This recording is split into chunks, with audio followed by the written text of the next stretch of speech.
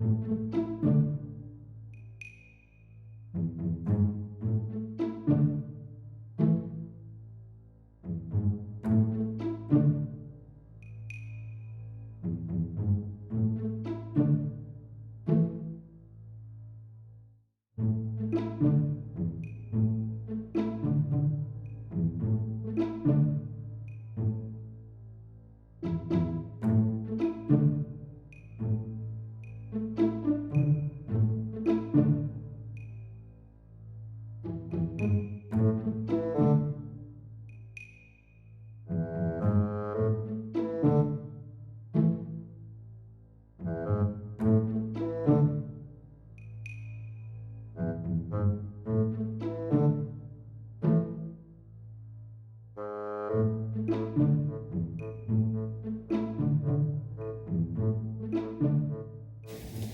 right, guys, thank you all for coming. I'm glad to see you all here.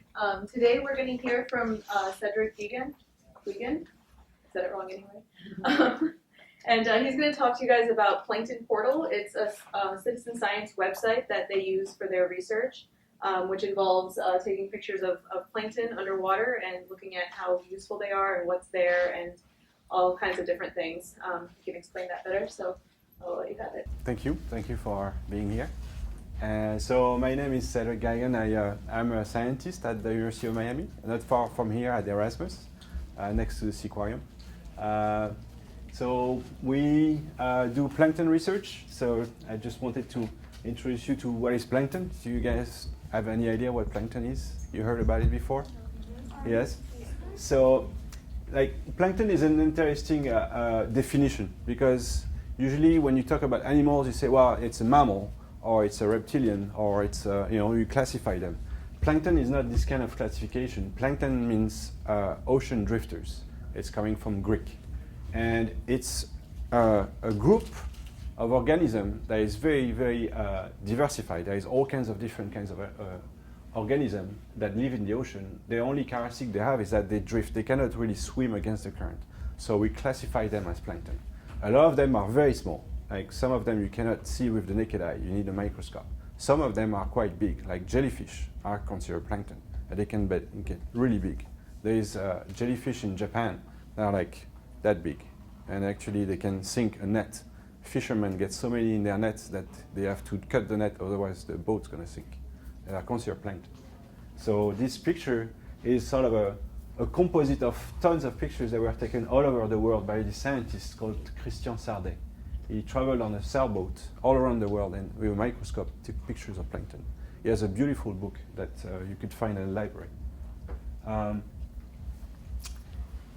Plankton also is this organism that stay in the plankton until they grow. They are small and they drift until they can find a home that are big enough, like this squid here that I took a picture of like 10 years ago. You can also find fish and also shrimp. This is a shrimp. Actually, this shrimp that looks like a vampire almost, right? It's blue, and it's electric blue, and it's very glowing. For the longest time, we found them in our nets, but we didn't know what it was. Until recently, a group of scientists managed to realize that it's a baby. It's not an adult, it's only that big, and the adult is actually, the adult is actually this big deep shrimp that is red, and it looks like a real shrimp. So as they grow, they totally change their shape.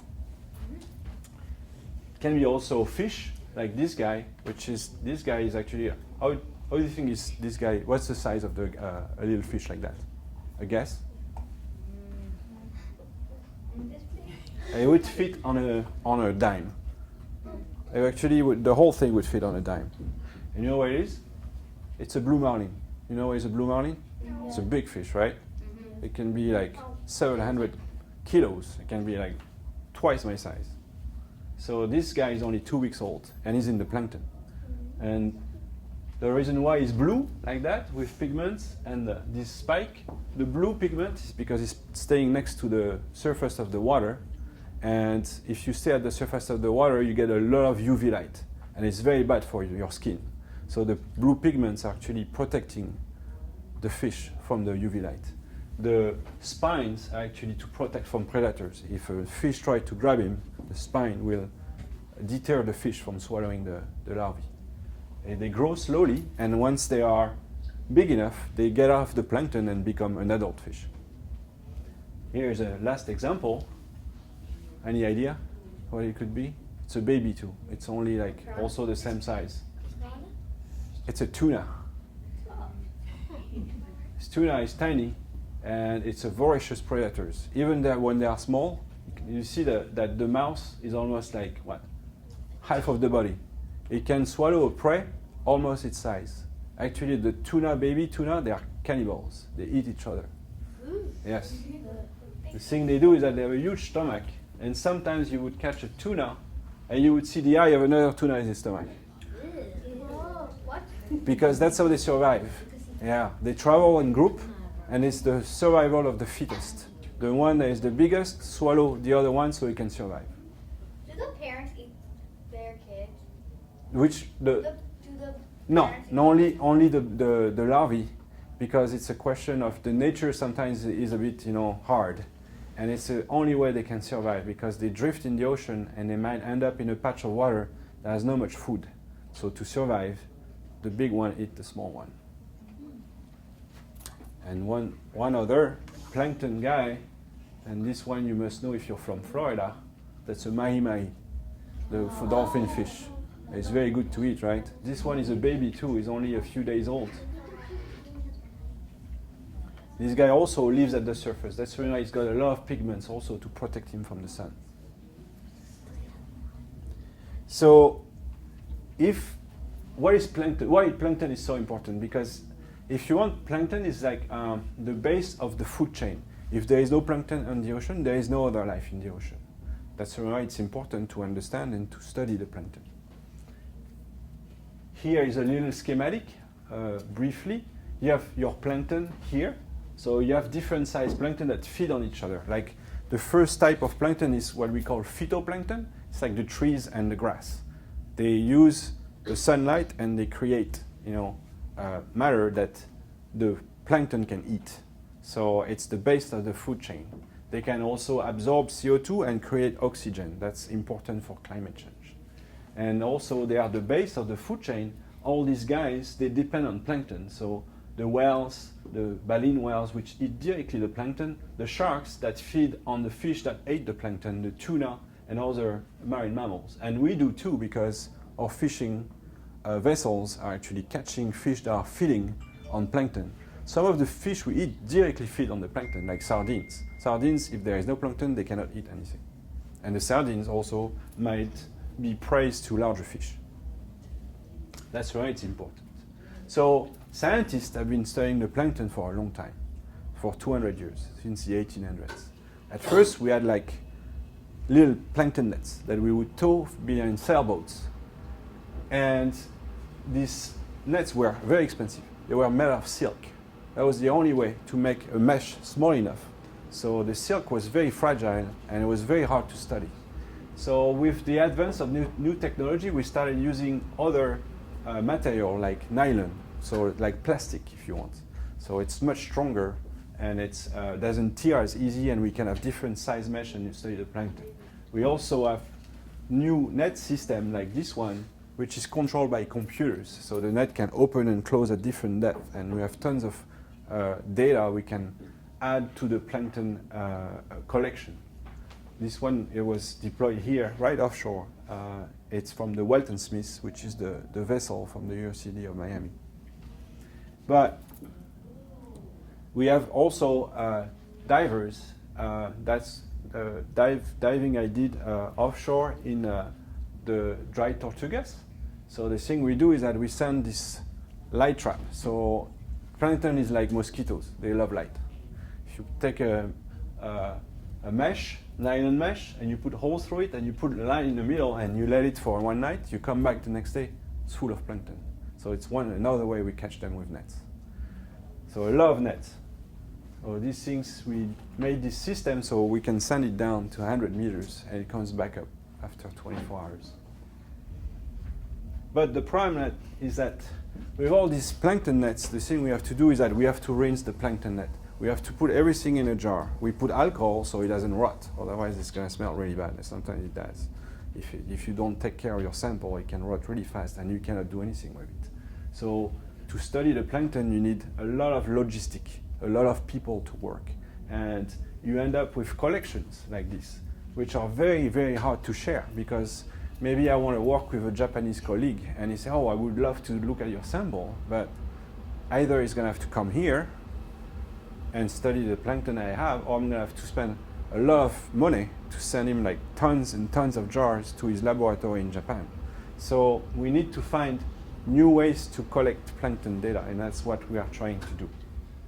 We're trying to design robots now. So that's what I'm working on. I've been working on for 10 years, is to design robots that can film plankton. So they do it on their own in some way. This is one of the robots we designed.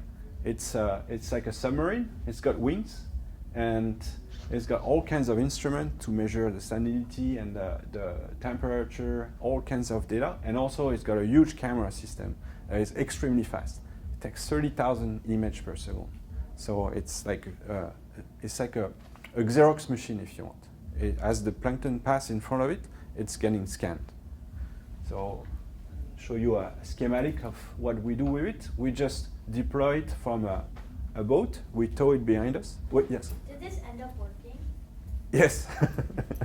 Yes, that's a good question, because for 10 years we were wondering if it will work. But it's a long effort, and it's true that it took us to have a system that really works and is used now by different people from different countries in the world. It took us like 8 years. So you have all these sensors, if you want, that gives you all kinds of information that is important to link to the plankton, because you want to know where the plankton is, how deep, what temperature you find it at. So we have this system that goes up and down. We call it the tow-yo, because it's like yo-yo and towing at the same time, right? We tow it, and with the wings it goes up and down by itself. And we do it for 15 days in a row. We can just go like, and the end, the camera system is very special. I'm going to go in details about the camera system a little bit, but that's another picture. So I work a lot with engineers. The engineer group and myself are old friends. We started building this system together. We went to school together. Yes? I have a question, not about the robot, but the plankton. Yes. How do they turn into like jellyfish? Turn, what do you mean turn? Maybe you Like how do misunderstood. jellyfish grow? The jellyfish grow. Yes, that's a complicated question, because there is different kind of jellyfish. It's a very, very diverse group. So some of them, they create eggs, and the eggs is expelled and becomes a sort of a mini jellyfish. Some of them they go through life cycle, and they go at the bottom and they transform themselves, if you want, into something that almost looks like a flower, and the flower is creating new jellyfish. It's like they look like little. It's called strobilation in science term, but it's one of the life cycle of. I'm not a specialist, but that's what I know about jellyfish. And there is all kinds. I'm going to show you some pictures of the jellyfish, because jellyfish is also a very misleading term. It's a layperson term. It's not a science term, and jellyfish it has so many different things we call jellyfish. They are totally different.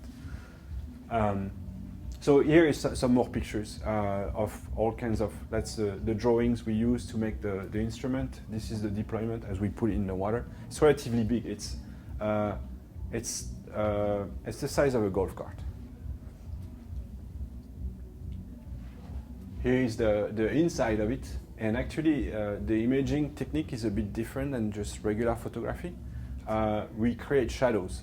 We actually cast the shadow onto the camera, and we take a picture of the shadow, because actually we can see them better, because some of them are totally transparent.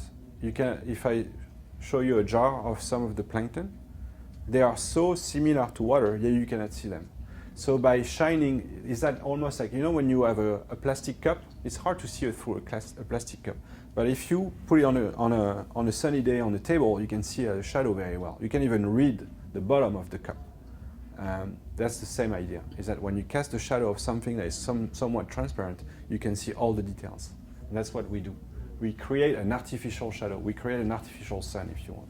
by some optical technique that has been designed a long time ago, but we reinvented, if you want, to film plankton.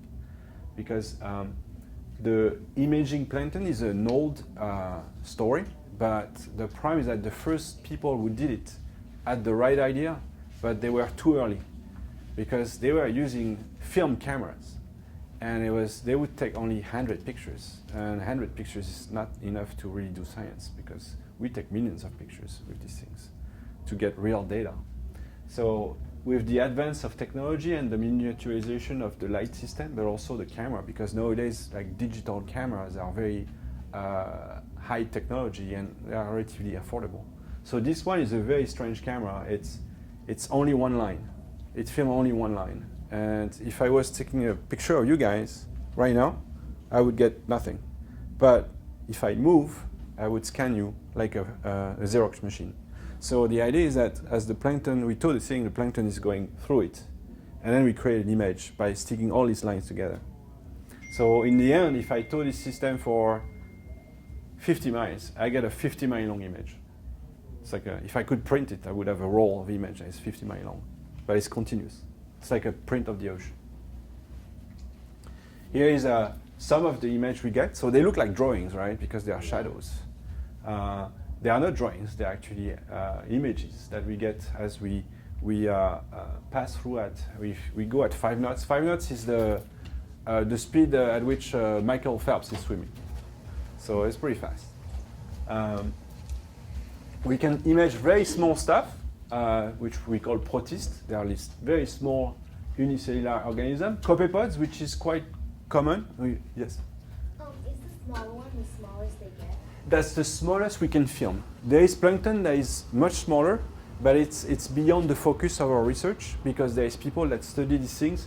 But this one, to image them, you need to first concentrate water and then filter it through a stationary camera that is looking at a very, very small area. Our camera is looking as if you want a field of view like that big. So I can film things that are very small or that size. So I got a large range of images, but not too small. It's less than a millimeter. And you know what? A millimeter is very small. We can go a little less than a millimeter, yes. But when the plankton see when they see the robot, won't they get scared of it and go away? We go fast enough. That's a very good question. Because at first, if we didn't go fast enough, we would see some of the organisms, like the baby fish, they are very fast and they can escape. And it's a very, very good question. That's why we use this technique and we go at least at 5 knots. You have other systems that concentrate on plankton that don't escape and they go super slow. But for us, we can't because we want to film a lot of stuff that could escape. I'm going to show you some pictures of fish trying to escape. So here is some jellyfish, right? These actually are all what we call jellyfish, but in terms of they are distant. These two guys, it's almost saying that a duck and a donkey is the same. You know, it's that far apart. But we all call them jellies, but they are very, very, very different in their classification. This is a ctenophore. You might see them in Florida when you go on the reef and you go snorkeling. You see these gelatinous things going like that very slowly. They are that big and they have cilia. Sometimes when you look at them, they make this kind of yellowish color. It's the sun bouncing on the cilia. It looks like the different colors. This is more like a classic jelly like we would imagine. This one is very interesting. The one that looks like eyelashes, you see it? Yeah. It's a reverse jelly. Instead of, a jelly has the body and the tentacles are going behind, right? So it's trailing like that. This one goes reverse. And it's opening up its arm and trying to chase like other things, and it grabs them. And then it feeds reverse. I'm going to show you some pictures. It's actually, his mouth is on his back. So it's got to move the food in the back to eat it. So here are some more sample images. These are actually fishes. And the fish are pretty rare. There are not many fish compared to other planktons, like they are much more abundant. This one is what we call a physalia. It's a jellyfish, but it's a combination of different organisms. They all live together to create one organism, but they actually separate. It's almost like a group, They are all what we call symbiont. And they are very hard to collect with plankton net because if you scoop them with a net, they usually break up. And it's very hard to identify them. So with cameras, we can film them and see them. Actually, this one is feeding. I can tell you it's actually eating right now. Because this, you see these things? You see that there is filaments coming out? It's because it's grabbing food. Otherwise, they would be inside. They wouldn't be showing. So I know it's feeding right now, and there is a lot of food around it that it can grab. This particular picture was taken, I think, in California. So you have all kinds of different things. This one looks weird, right? You're like, well, it looks like noise. It's actually quite interesting for scientists. This is phytoplankton. There is so much of it that it's like snowing. It's like making snowballs. And so it's a very productive area. So much that sometimes we cannot see anything with the camera. It's like trying to film like in a storm, you know. Here are your fish trying to escape. They all went down when the camera went through, but not fast enough, so we could film them. These guys are the same species, and they are like within a foot of each other. So that's something we study and we discover with camera system, is that the fish larvae, we thought that they were very rare and all over the ocean. Actually, they are abundant, but they are in groups. That's the reason why we thought they were like not very, because they are very diluted by the ocean. If I distribute, let's say your plankton, and I go with a net and I just catch one, I catch you. I say, well, there is not that many, plankton in the ocean, because you might actually be grouped there. If I was sampling here, I would say, well, there is no plankton. So because of the plankton is very what we call patchy. They regroup, they put groups. Sometimes there is nothing for miles, and then there's going to be a big group of them for another mile. And then for maybe 100 meters, there will be nothing. It's like very, very patchy. So that's a good example of patchiness. Another example of patchiness is that sometimes you end up with a film. This happens sometimes in a split second. You go through a layer, and then for hundreds of meters, you go down, and there is nothing. And suddenly, there is this layer that is no more than 3 feet wide, 3 feet deep, and you go through thousands and thousands of organisms. They're actually feeding. It's like if you were a little plankton, that's the wall of death, because they're all like trying to grab you. These things are feeding right now because I can tell that their tentacles are going forwards, and some of them have a tentacle. It's hard to see on this one. I'll show you later on some other ones. Some of them have one tentacle going the other way. Do you notice on some of them? Like some of them are all like that, some of them are like that, because they bring the food to their back. Like I said, they're actually like trying to feed. So the problem with image is that we have a lot of data. We have a lot of image. Every time we do a cruise, we bring back 10 to 20 million images. So it's too much to analyze for all of us. We are a group of like 5 scientists in a group. So we do some of the work, but it's very hard. So at first, the thing we did is that we did computer analysis. So we use this big computer, and we work with computer scientists to design this automated technique to recognize the plankton and put it in little boxes, if you want, and say, well, you have 1,000 plankton, you have 10,000 jellyfish, and things like that. But it's very difficult because, for example, that's the same guy here, the same species. But since they are gelatinous, they all like, change shape. They are not like us. Like if you want to film a human, it's almost saying like a computer like trying to film a rubber band. Sometimes a rubber band can be nice and round, it can be stretched this way. So we need a lot of what we call annotated pictures. We need pictures that have been, if you want, analyzed by humans to feed them to the computer so the computer can learn. But you need millions of those to really create a good library. So that's the reason why we want to harness the power of the many through the internet. Do you guess what it is, this picture? It's Angry Bird, right? What is Angry Bird? There is a movie, but before it was a game, right? Yes. Yeah. You know that it's shared by many people around the world. You download it on your computer, on your telephone, and you can play it. You have it, okay. You know that it was, what a billion, the number? It was downloaded 1 billion times so far. There is 7 billion people on Earth, right? So it was downloaded 1 billion times. Every time, every day, everybody plays on Angry Bird is 200 million minutes. It's 200 million minutes. It's 17 years of our life. So every day, it's like somebody played 17 years by himself on his phone. So that's a lot of energy, right? A lot of like power. So if you could harness just a fraction of that for science, that would be great, right? Because we could all work together and solve some problems. So that's the idea behind citizen science when you use it online. So we work with this group that does that. They're called Zooniverse. They have tons of projects that are quite funny and interesting. They started as they are astronomers at the origin.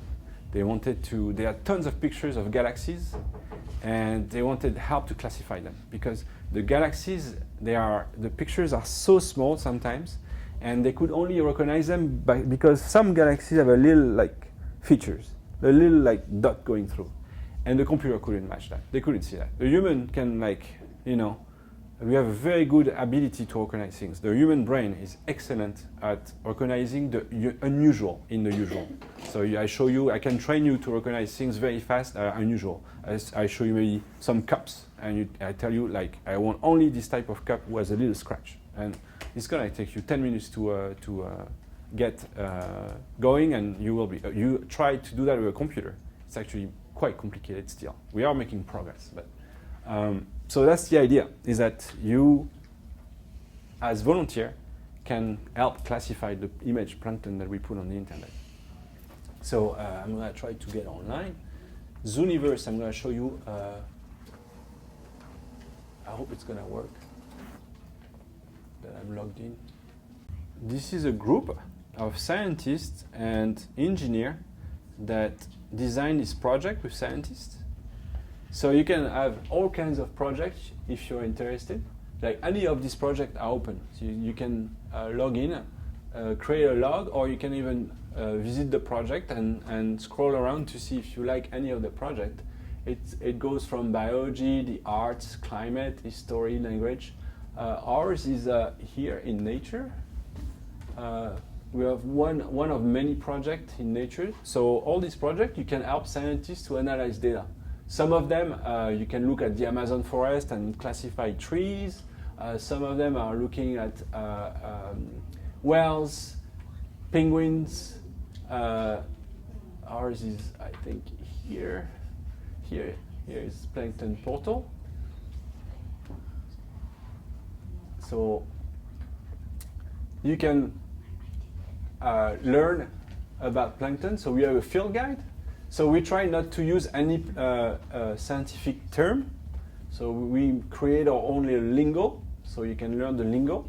And we tell you like, okay, everything that you're gonna see, and we help you classify. So there is a lot, but at first you can just play. It doesn't matter if you don't know everything, you can make mistakes. Because the idea is that we're gonna show the same pictures to up to 30 or 40%. So if you make mistake, it's okay, because it's almost like having a vote. If I show you a picture of a fish and I ask everybody, what is it? And you say it's a fish. You say it's a fish. You say it's a jellyfish. You say it's a fish. Well, I know that usually people agree on something, so I can tell that the truth is in numbers. It's called, it's like the election. So it's called consensus in science. So you can learn all these things, all these pictures, and we made little schematic, so you can try to recognize them. That's this one. That's the one I showed you earlier. It's called siphonophore, with this kind of corn cob-looking things. So you have all kinds of things. I won't show you everything because it's too long. And the idea is that there is no wrong answer. You have to try your best. Right? So as you look at the image, we'll show you, we can start classifying. So there is a little schema, a little tutorial. So it shows you like, okay, you have to click on things, and then as you click on them, you have to kind of like try to fit a circle around the image so that we know where you're actually looking when you look back. And for example, there is not much here, but okay, let's see, like maybe this one could be something. So I can say, okay, I think it's round, and it kind of look like that. So you try, to see if you can then you're like, if you don't see anything else, usually there is a lot of pictures that don't have much, because the picture you see, you might be the first one to see them. Because we have so many, I didn't see all of them. So you're becoming like a scientist, because you're exposed to the first. So you can actually go, and this one I know, because it looks like a bug, and it's a copepod. So here I mark my copepod. And after that, I say finished. I can discuss, I can actually, if I'm logged in, I can discuss what it is. So I can actually start asking questions, and we have a group of, I'm online sometimes and I answer questions, and we have a group of people, the volunteers, that will answer your question, because there is some volunteers that have been doing that for 3 years now, and they are knowledgeable enough to answer easy questions, so they can help you. So if you have a question, you can actually ask us, and you can even create your own library. So you can save pictures, and you can actually create your own collection. Some people are using them for art. They are actually collecting pictures, and they get inspired to draw plankton, things like that. And also, we realized by accident that what computers cannot do everything. They are not smart enough. We are very smart, and we have humans have the ability to really recognize the odd in everyday life, I would say. So we started having people that send us pictures and say, well, I don't understand, because usually I see this, and now I see that. And they actually were witnessing strange behaviors that we couldn't explain. And that motivated us to do more research, and we published a paper, and we realized that some fish larvae actually are disguising themselves as other plankton to avoid predators. So without pictures and people witnessing that, we would have never seen that. And we actually started looking at pictures in a different way, and we found enough to publish a paper that explained that a lot of, it could be an advantage that could be very important for the evolution of fishes, because it gives them an edge at survival and surviving predation. So the idea is that a fish might have tons of little appendages or fins that look like they are useless as a baby, but actually they are disguised. They look like a jellyfish that might be very bad tasting or can hurt predators. So by looking like that, the predator are like, oh, I don't like that, so I won't eat that. So it gives them a sort of a advantage. You can also learn more about the science we do. There is tons of links if you want to know more about plankton. If you like plankton, I really recommend this. This is beautiful. Too bad it doesn't work, because it's this group of scientists who create videos, and they explain every single plankton group in videos, what they do, why they are such a way, and it's very well explained. It's, in different languages, it's in English too, and the images are stunning. It's beautiful. And we had the chance to work with them a little bit. I worked with them on a project in India. And here, a few more things on my presentation. That's almost there. So you can see that, oops. This is people this from 2014, so it's not current, but we have more. Right? This is an example of where the people are located that work on Plankton Portal, so that help us. It's all around the world. We have obviously a lot of English-speaking country, but we translate the site also in different languages, so we get more traction. We have a huge. It's a funny thing is. The third one is Czech Republic. I don't know why, but we have a lot of people from Czech Republic who like to work on Plankton Portal. And there is one person in particular which we made an honorary plankton scientist because she did so much work that now she has on her, when she logs, she has this title of moderator. So she's officially part of the Plankton Portal team. But we never met her. But she earned this title. And here is the thing I was telling you about behavior, what people can see. They see jellyfish trying to attack other things. That's what we call an arrowworm trying to eat a copepod. And that's the guy I was telling you that has to bring food to his back to eat. So he's catching the food here, and he has to bring all the way back in the to ingest the food. This guy also we don't know if they're actually feeding. It's still a question, because we see a lot of them with like one arm just straight up like that, and they just swim like that, and we are not exactly sure why they do that. It's still a question. So I think that's it. Do we have one more? Yeah. That's Type of plankton? I think the gelatinous plankton is all the jellyfish.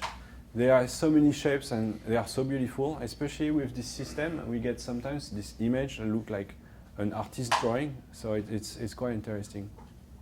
How long have you been researching it? I was a student in marine biology since 1995, and I started working in 2000, so 16 years.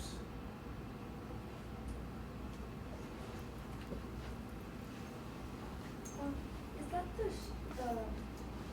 shrimp that cleans your guts? Yes, exactly. Yes, it's found in the plankton until it reaches adult stage, and then it settles on the reef. It's a coral banded shrimp. Yeah. Do you have any idea, like, how many different species of fish that you've like cataloged so far? The idea was originally they were thinking fish were rare, but then Rare in the numbers. We are not breaking much ground in the species, because we are actually based on what we know already from previous work. To find species, you need the actual sample, you do a lot of genetic and to confirm species. But what I meant by the patchiness is that we thought when we sample with a net, we send the net, which has this huge opening. We send it down to 100 meters and we bring it back up. And the only thing we know is that what we have between 0 and 200 meters and back up. And we assume that the distribution is equal, right? And it's not true. We realize that with imaging system, it's layered. So maybe there is nothing on the first 90 meters and everything is between 90 and 100 meters. That's usually the case. Because it's called in science physical forcing. These bugs, these little plankton, sometimes they are stuck because there is density layers, salinity difference, and they cannot go through it. Also, they are there because there is more food or more nutrients. So it's a complicated question that this system are trying to explain and understand. so in general they follow ocean currents. A lot. overall, but A lot of it can be physical forcing, and for example, you might have a big thing we study is front. Front are when two layers of water that are stuck together. For people that like fishing, fronts are the best way to catch fish. Usually you see them by weed lines and things like that. It's because you have two layers of water that suddenly are stuck together. There is a density difference on either side, and plankton accumulates. And that's because the whole food chain accumulates, that you get more fish. But within like their area, like their pocket where they are, they can sort of move around. They can move around. They have some swimming abilities, but they are not extreme. So they move a lot vertically. Like plankton can move vertically a lot because they don't fight any current usually. So it's called the biggest migration in the world, because it can move several hundred meters every day all over the world. So in the end, it's the biggest migration in the world in terms of metric tons. It's kind of a joke, but some scientists were joking that it's like ice skating. When you turn on yourself and you spread your arms, you turn faster, right? Or you turn slower or faster. They say that because there is such like billions of metric tons that are moving up and down every day, it could affect the rotation of the Earth. But it's kind of a joke. Have you worked on diving in any other places like California? Yeah, we deployed this system, and so I've been with this system in France, in the Mediterranean, in California, in the northeast, because there is a lot of fishing activity over there. We wanted to know what's the plankton situation. In Saudi Arabia, in Egypt, in We also have colleagues in Japan who have a system that they deploy themselves. So there is a lot of pictures from all over the world. On a different trip, I did a trip that was not with this system, but with doing plankton research on a sailboat, and called Tara. That was in Miami this summer, actually, visiting. And I was in the Indian Ocean and the Arabian Sea. I think that was quite an adventure, personal adventure, because we got chased by pirates, so it was kind of a personal thing. And whales, what's the relationship to whales? Whales, so baleen whales, right, the ones that don't have teeth, are feeding directly on the plankton. So these giants actually are feeding on very small organisms. That's why they have such a large gaping mouth, because they need to filter so much volume to survive. So they are directly related. It's a huge jump in the food chain in some way when you think about it. So krill are considered plankton? Well, krill feed on some whales will feed on krill, which is not plankton, but they feed on the plankton, and usually they will ingest like large amount of plankton with the krill. Any other questions?